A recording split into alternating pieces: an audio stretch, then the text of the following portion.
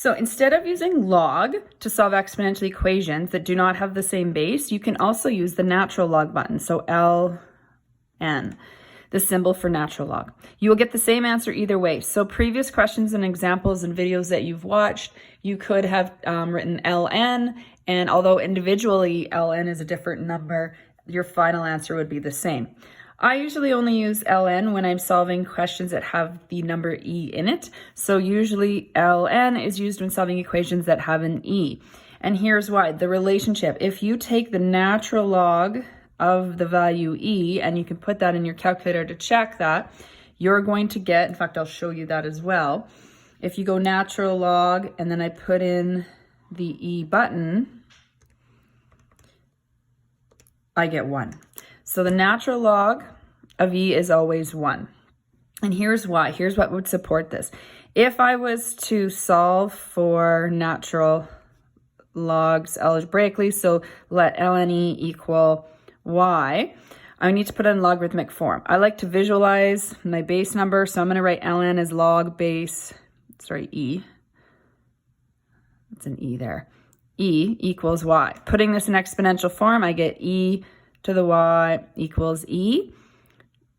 You have a common base now, so you set your exponents equal to each other. There's an exponent 1 there, so that's where you get 1. So the natural log of E is always equal to 1. So this is going to be helpful in a question like this first example. If I was to solve, I'm still going to go through the same things I would ask. Can I get a common base?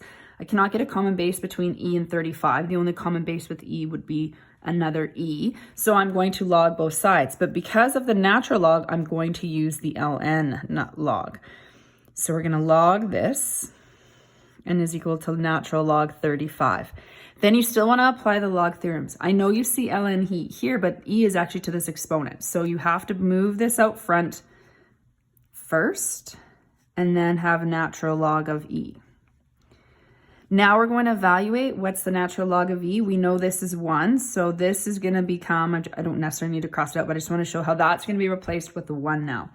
So negative 0.5x times 1. I don't normally write the 1 in after this. I just want you to see that I'm substituting 1 in there, because 1 times anything is itself. So to isolate x now, we're going to divide off negative 0.05.